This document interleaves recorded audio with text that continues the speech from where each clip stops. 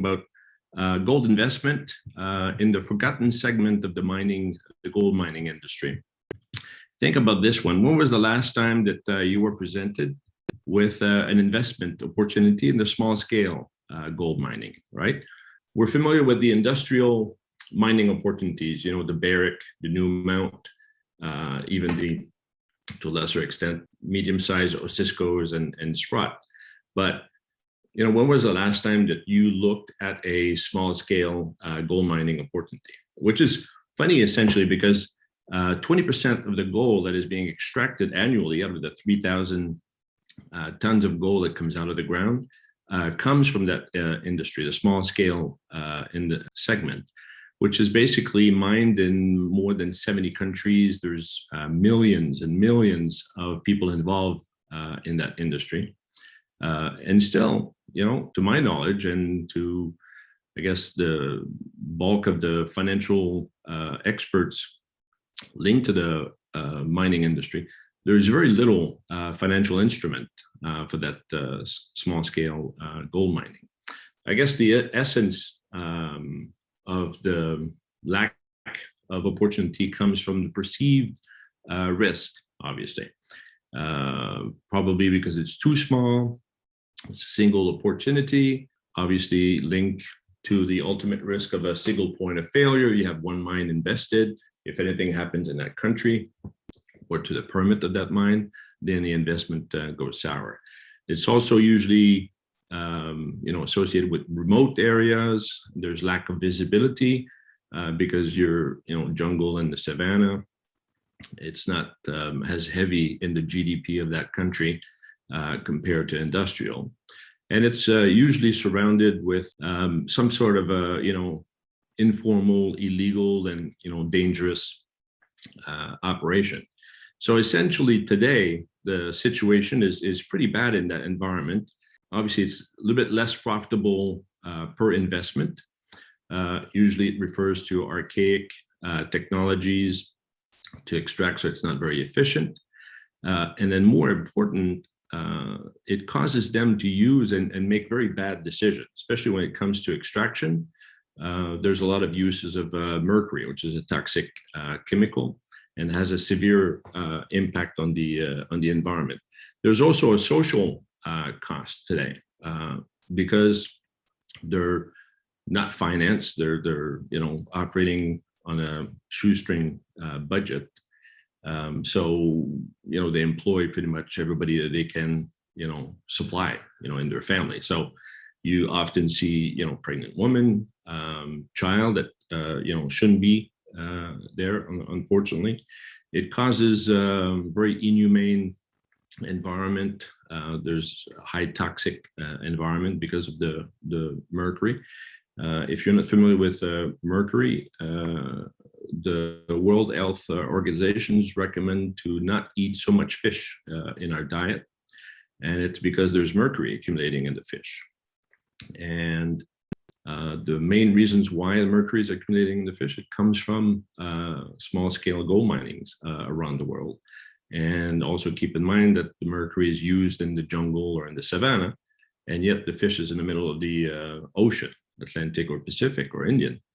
So imagine the trail of devastation. These guys works in those environments all day, touching, vaporizing, and exchanging mercury by hand. And it causes the high degree of toxicity. Please do the research. It's quite a severe situation over there. So those major social and environmental impact caused by this lack of capital. This is essentially the biggest problem, is that no one was ever able to find a way to provide adequate capital to that subsegment, the gold mining industry. And if it's done well, it's actually very profitable. And there's all like a major slew of positive consequences once you provide them with capital. But the problem was, convincing the traditional financial environment, the traditional ways of funding projects overseas. They never seen eye to eye between the two poles. They're at extreme opposites, and they will never see eye to eye if it stays within the traditional boundaries of financing. We were able to, because of technology advancement, predominantly in the blockchain technology that brought the facility for digital currency. Digital currency gave us what we know more by the name of cryptocurrency.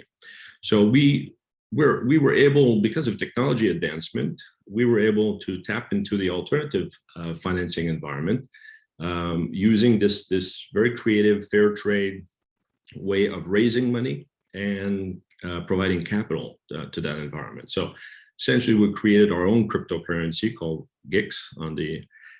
This is how we raise money. So people buy in a very democratic way. You don't have minimum, and pretty much everybody can come in at the base of the project and benefit from the growth. So we raise money. Once we have enough money to fund a project, then we go and validate, obviously, create a business plan, due diligence for everything, regulatory, the permit, the environment. We go on site. This type of environment, you can't do a full 43-101 type of analysis, but we do a lot of on-site inferred ways of validating that there's gold. And at one point, we basically provide all the equipment. We validate the business plan, as I said. Let's say, for example, we determined that we need $1.5 million for that particular project. We're not cutting them a check, obviously, of 1.5 million. So what we do is we basically buy the equipment, because most of the money advanced or provided is attached to hard assets. So a lot of equipment and base camp and that sort of thing. So we keep a lien on this equipment. And basically, at one point, we've trained them. We're on site because part of the business model is we are responsible for the gold that comes out of the machines, and we have a complete supply chain management system all the way up to the refinery. So basically, we sell our cryptocurrency, we raise money, we fund the selected and correctly curated prospect that we have. We have a database of about 400 of those potential projects around the world. And once we've selected, then we basically deploy people on the ground. And at one point, we start digging gold out of the ground. Like I've said, we are capturing 100% of the gold, and we assure through this supply chain management system we call True Origin, that basically determines and clearly demonstrate all the way up to the refinery in a backward traceability of where this gold came from. So it meets the OECD requirement of the refinery to accept such gold, which is a first, and very proud of that ability that we have developed. And once the gold comes out, it's being routed to the refinery after paying all the royalties and check marks for security and regulatory. At one point, it's going to be at the refinery, and we will basically sharing the vast majority goes back to the partners. But there's a fair amount of the portion that goes to our company, Goldfinx, that is kept into a vault, and that is basically providing the security for the investor, the purchaser of the coins, and the value being created is associated with the price, the daily price of the GIX, our cryptocurrency. So basically the price will fluctuate as any other, like any stocks on the stock exchange, cryptos on the crypto exchange, and essentially the value is being created through the value and the price of the GIX. And this is for the future value accumulating in the vault, and then ultimately the added security or safeguard is for any reasons if the cryptocurrency, the GIX, is no longer able to continue to exist. There's a worst case scenario, what we call a black swan condition, that would cause the liquidation of the gold in the reserve, in the vault, and it would be distributed prorated to all of the GICS owners. One thing that needs to be said is this relationship that we have with the curated prospect that we signed is encapsulated into what we call a partnership agreement.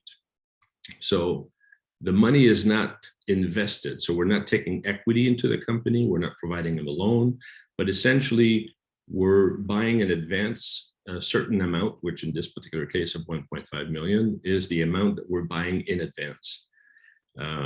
So they need to deliver this amount. And once they've fully delivered this amount, then we have a share of 80%, 20%.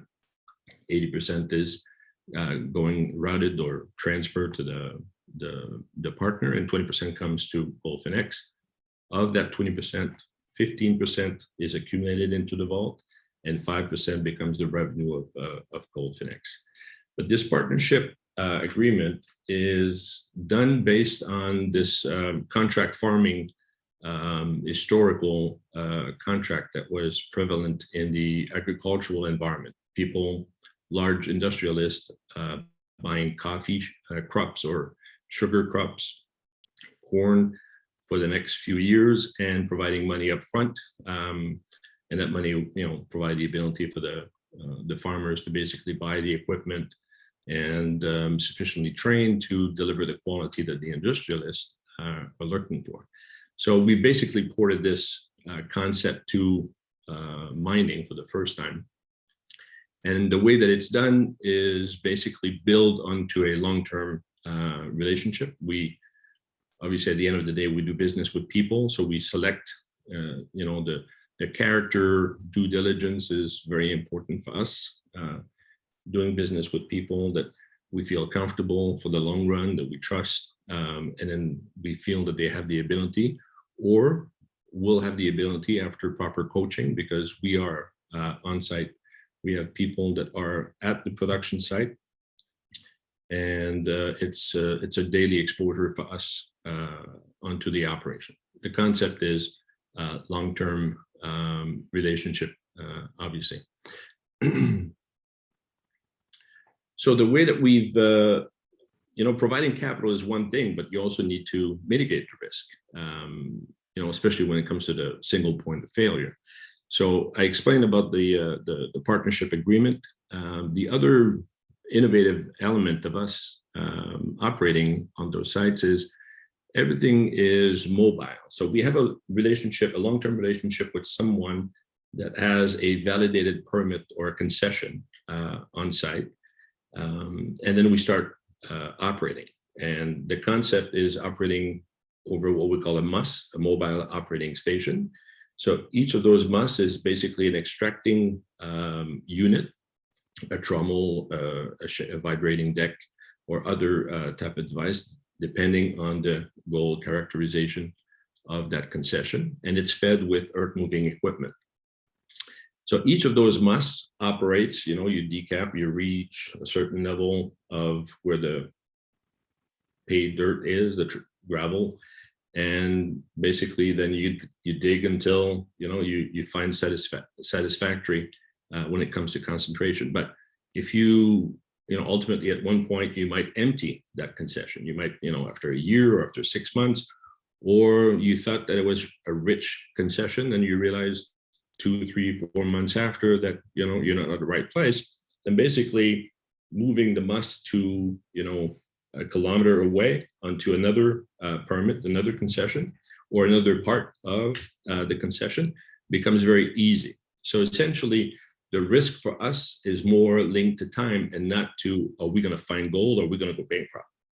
Bankruptcy is not an option, because then the long-term relationship allows us to basically provide other permits or concessions. And so if we don't find satisfaction at one point, then we move to another location.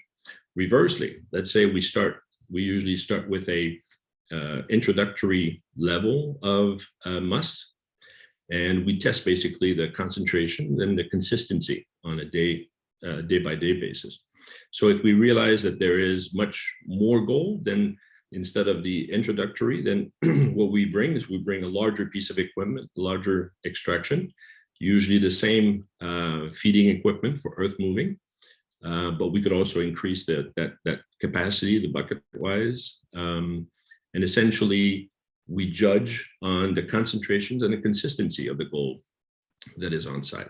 The concept is the mobility provides us this risk mitigation of, we're never going to be left on a empty permit and basically, have to stop operation. So we have this pathway to, multi-years. Most of our partners, we hope to be with them for 5 to 10 years. So that means that we will have had at least 5 or 6, 7, 8, 9 concession through the lifetime of the relationship. So like I've said, we're on site. So we have a villa in the country, and usually we have a base camp that is close to the operating musses. We use extensively technology. So we have cameras on site. We use drones for earth moving, making sure that the equipment are being used properly, remotely, especially for management, because we have many different sites. So we have command control center capability. We have the ability also to see when the equipment are being used, how much diesel is being consumed, so meaning how intensely they're working and where they're geolocated. So we also have barriers for interrupting the equipment if it goes beyond a certain territory. Like I've said, which this is an extremely important point, at the end of the day, we need to empty the equipment. This is where we get the concentrate, and that concentrate is captured by Goldfinx. So this is a responsibility of our company to basically bring this concentrate to our on-site lab, which we call a lab separator, which is essentially a shipping container that we have equipped with security and proper equipment based on the gold characterizations of that concession. But you have the usual suspects of concentrator and shaking table, but we also have our own piece of equipment. Essentially, what we're doing there is we're separating the concentrate, which is sands, ferrites, and some other metal, and the gold. Essentially, ensuring that we basically isolate the gold flakes, and always without the uses of mercury. Now, mercury is being used, and unfortunately, it works fairly good as a chemical magnet. So once you have your concentrate, so the people, like you see on the image, with their pan in the river, at one point they have this amount of, and they see the gold, they see the loose flakes, but they're also jammed with sands and ferrites. And to speed up the process, what they do is, at one point they pour mercury into the pan, and essentially it will quickly amalgamate all of the loose flakes. So as soon as the flakes touches the mercury, it's stuck on that substance. And at the end, they basically gather all the mercury with their hand, and they usually use their t-shirts and then squeeze the water out. At one point, you have this ball that is now dry, and there's gold and mercury in there. So they need to get rid of the mercury. So not only are they touching the mercury with their hands, which is, there's a toxic contamination, but at one point they need to vaporize the mercury, which that is the extreme level of contamination, because it gets into the lungs and it gets into your body, and it never leaves your body. It'll cause all sorts of nerve damage, lung damage, kidney damage. Unfortunately, it doesn't kill you on the spot. So people don't know that they're being poisoned gradually, and they developed side effect, like a lot of the kidney failure, nerve system. It's extremely dangerous for kids working on the mine and handling mercury. And we found that, very often those are the teenager that, the mother is, taking care of the family, the father's on the mine, the other kids are on the mine. So, the more available manpower that they have is the teenager, and they're in charge of vaporizing the mercury, and obviously they're inhaling. So everybody knows that it's bad. They don't know how bad it is. Anyways, it's a major problem. I would advise you to Google it up. You'll be surprised. So part of the way that we build our business model to mitigate the risk is also we are diversifying the ultimate investment risk by having multiple mines. So when you buy the coins, you're basically buying into the company's portfolio of mines, current and future. So for any reasons, if there is one mine that for any reasons the country goes into a civil war or something, then you're not losing all of your prospect investment. So that's another way that we are mitigating that risk. So the ability for us to be able to source through the alternative market, the cryptocurrency, digital currency market, like I've said, brings all sorts of change.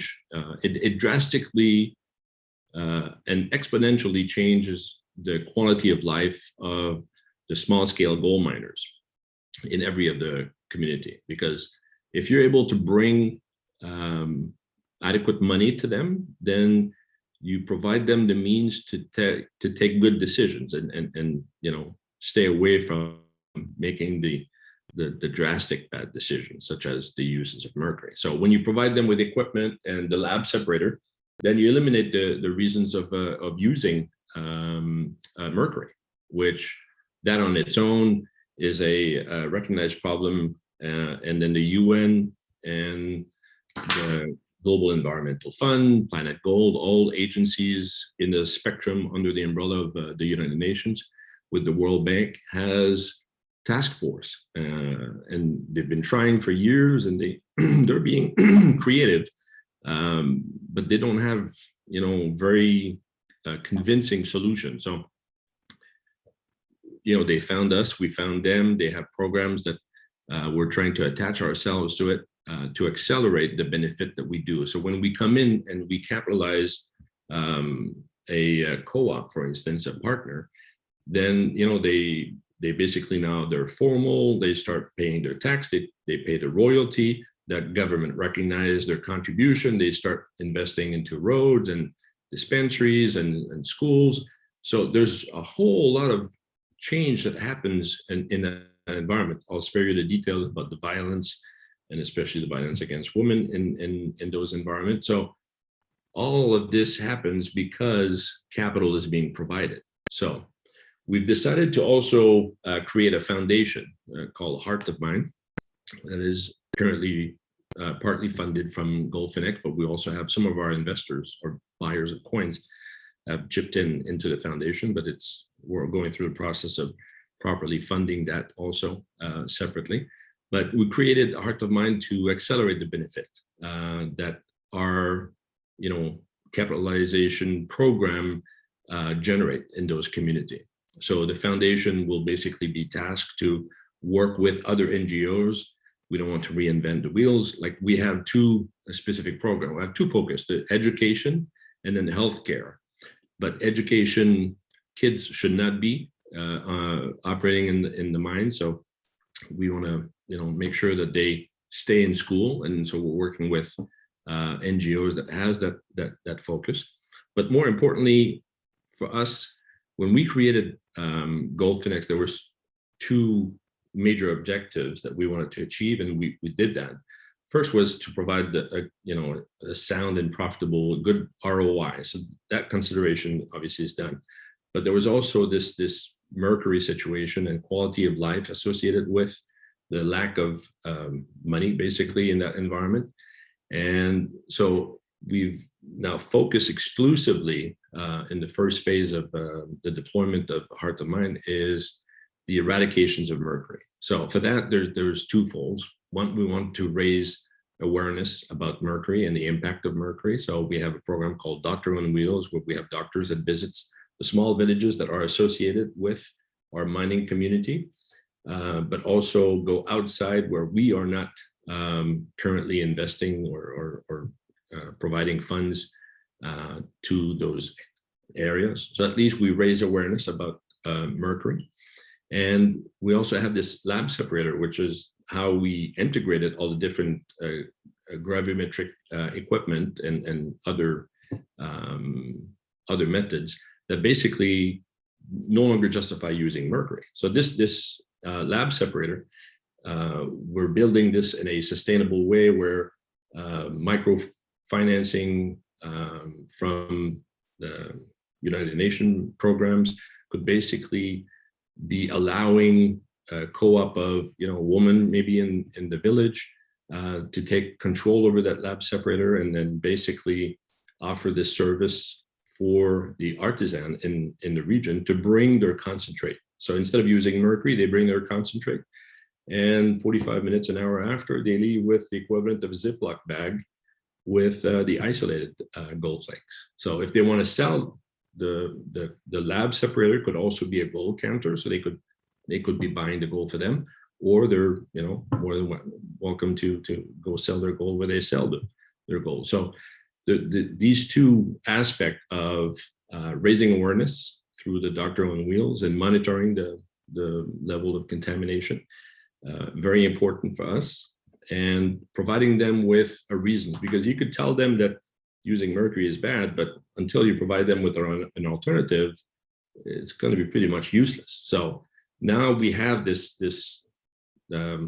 two-pronged approach of raising awareness, making sure that they know that it's toxic and it will affect the quality of their life and of their family and their community, and the runoff goes into the agricultural products that they eat, goes into the river, and then it contaminates the rest of the planet as well. So raising the awareness and then providing them with a means to basically address the reasons that we're asking them to forego of the usage of the mercury.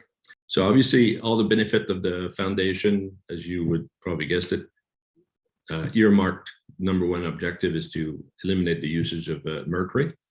But the fact that we're also investing into those communities, like I've said, you elevate the quality of life of the community. And ultimately, at the end of the day, you bring dignity to workers and their families. And then I've seen this firsthand in different communities.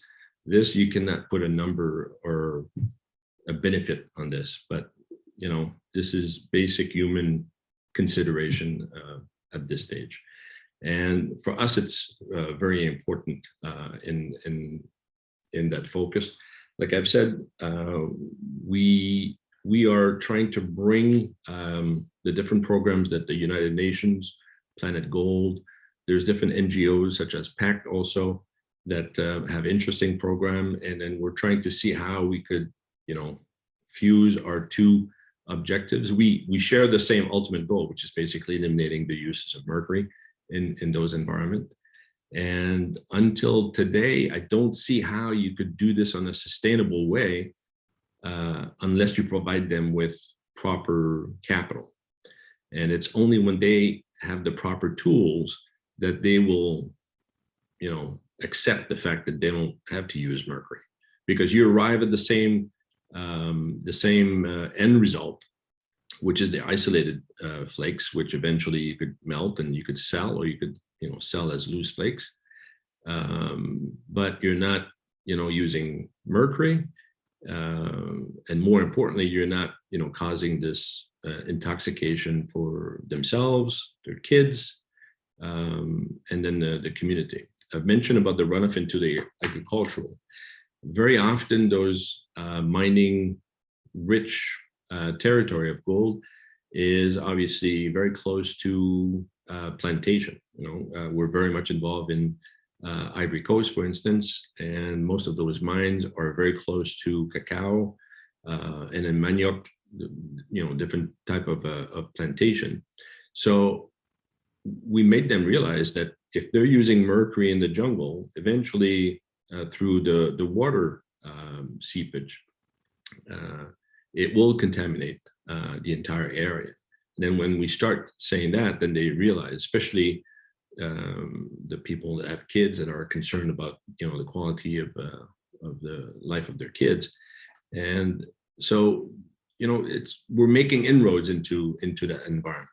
At the end of the day, none of this is possible without capital. And essentially,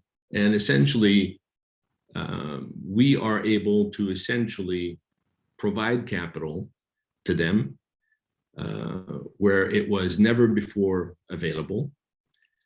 And it was essentially because of technology innovation. If it wasn't for blockchain and cryptocurrency, we wouldn't be able to provide this. I had me and my partner had a history in that field, and my partner was more involved in trading, but also trying to secure sources and investing into equipment for them, doing this remotely, and it was difficult. Myself, I was trying to organize a co-op to render them formal, provide them with proper capital, focus on Mercury. And I came from that environment, and I was confident that I could find money for them. And after 3 months of trying to raise money with a complete business plan that makes sense, profitable, risk mitigated, and everything, the traditional financial environment wasn't even interested. No one was listening. No one wanted to hear the story. And I got really depressed, by the way, after that. But a couple of years after, then blockchain was more popular, and the avenue of Bitcoins raised the awareness about digital currency, cryptocurrency. So at that point, we went back to my partner and said, I think we could do something with this. And then it took literally 18 months to create this, of which 6 months of regulatory validation. But at the end of the day, we have now a platform that could also be used for any precious metal and certain commodity high demand metal. So this platform, we also, we're being approached now to, bring this platform to other type of metal, or also our true origin supply chain management system is getting very popular in certain circle. People want to know that if they're buying cobalt, for instance, that it comes from legal operation and not from rebel operations or illegal operation. So they are looking for integrity for the supply chain, especially when it comes to batteries, when it comes to cars, where it's, the public opinion is very important. Everybody's focusing on ESG. And then all of a sudden, this true origin that basically geotag all of the steps and the movement of the metal throughout, all the way up to the refinery. And all of a sudden, this is providing a lot of solutions to that environment. And it's getting attention outside of the artisanal small scale gold environment. But so as a conclusion, what I'd like to say is technology allowed us to create the business model that is very innovative, very fair trade in its approach. So the partnership agreement, the relationship that we have long-term with the partners, the ability to have this mobility on the site to, again, be more efficient, more productive, more profitable, but also mitigate the risk. All of this is a reality because of the capital. The capital in that type of environment is a reality because of new technology. So this is a great representation of, using new technology in a way to financing a segment of the industry that had never access to capital. And if it wasn't for this, to my knowledge, there's no other way to finance that. And, to be honest, there's probably room for 100 of Goldfinx just in the gold environment. Remember that 20% of the gold comes out of that small scale. There's millions of people involved in that. There's hundreds, if not thousands, of potential projects that could be financed like this. So, I would strongly encourage whoever is out there, either you talk to us, we'll be more than happy, to take on more projects. But also, if you want to port, the platform, our investment capitalization program platform, we'll be more than happy to look in that direction. But at the end, everybody wants to make money in a mitigated risk environment. But a lot of us also wants to do good with social conscience, and this business model provides for that perfectly. I want to thank you for your time, for whoever is listening out there. And if you want to help, you could, visit us. I think you could reach me on on this system, or talk to my very good friend of Mexico business. Those people are doing a fantastic job, and we have a relationship with them for a couple of years now. And they're true believer into new technology, and we appreciate that. Anyway, so thanks for everybody. Francois, thank you very much for your presentation. It was such a pleasure. So we have a few audience questions, and the first one is, what do you think is the future of cryptocurrency financing solution in mining? Not only in artisanal mining, but in the entire industry. Well, that's a very good question, actually. But for us, what we build is we build a platform. We address this concern that we had that is linked to gold mining in the artisanal, trying to eradicate the uses of mercury. But if you don't have that concern, then this platform could be basically applied to any commodity, certainly any precious metal.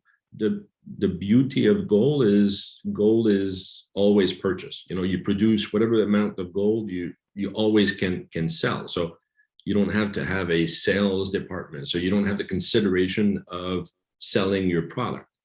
Same thing with precious metal, but also same thing with other type of metal. So cobalt is a very good example of that. We're being approached to port this concept to that environment. So I could see this mushroom into that environment for other metal.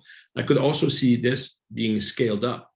Now, I could see industrials using crypto as a means of, but they would have to go through the securities concept, and then the value would be associated to the coins, but in a different way. So I think that crypto, just like in real life with Bitcoins and other application, crypto is there to stay. It brings value, and you cannot fight technology at the end of the day. So I think that it's going to become more pervasive in the mining industry, especially in areas where it's a little bit difficult to secure financing. Perfect. Our second question is, what do you consider to be the main challenges of having such a different mining financing solution? Has it been well received by miners and financial institutions? Okay, financial institutions, they don't like us at all, because we come in, we're small, very small, but we come in and basically we solve a lot of problems that they don't like. And today, they don't have ways of making money using the same instruments that we use. So I think that they don't like that. They will come around. Banks will get with the program eventually. But financial funds, for instance, we hear more and more crypto funds investing in traditional world, and traditional world investing into crypto environment. So I could see this cross contaminations happening more and more. And I think that crypto will be part of our daily lives gradually. It's not going to replace, traditional currency, not anytime soon, but definitely it's going to be there, and it's filling a gap. It's solving problem. It's new technology, and it's solving problem. It's going to be there for a while. Trust me. Our third question is, what factors must a project have to receive Goldfinx financing solution, and how important is its ESG performance? That's also a very good question. So for us, right now, we're trying to handle the cream of the cream, the best of the best. We have a database of 400 of those projects. So as soon as we have enough money to do a new project, then we go into our top 10 list.